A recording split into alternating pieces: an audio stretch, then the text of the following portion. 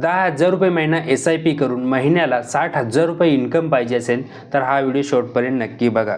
तर तुम्ही जर 8 वर्षासाठी 10,000 रुपये महिन्याची SIP चालू केली तर तुमची इन्व्हेस्टमेंट होईल 9,60,000 रुपये।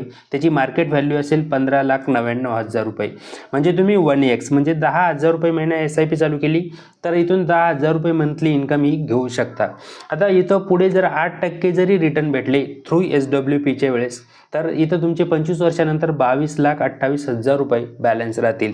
जर तुम्ही 12 वर्षासाठी 10,000 रुपये महिन्याची SIP चालू केली तर तुमची इन्व्हेस्टमेंट इथं होईल 14,40,000 रुपयाची आणि त्याची मार्केट व्हॅल्यू असेल 31,90,000 रुपये। तर इथं तुम्ही 2 गुणा जी आहे ती विड्रॉल घेऊ शकता, म्हणजे 20,000 रुपये महिन्यात तुम्ही इथून विड्रॉल घेऊ शकता। तरी सुद्धा 25 वर्षानंतर तुमचे 43,99,000 रुपये बॅलन्स राहतील। पण तुम्ही जर 20 वर्षासाठी 10,000 रुपये महिन्याची SIP चालू केली तर तुमची 24 लाख रुपयाची इन्व्हेस्टमेंट होईल आणि त्याची जी मार्केट व्हॅल्यू आहे तर ती राहील 99 लाख रुपये। तर इथं तुम्ही 6 गुणा SWP घेऊ शकता, म्हणजे 10,000 रुपये महिना चालू केला होता 60,000 रुपये महिना इथून तुम्ही इन्कम ही घेऊ शकता।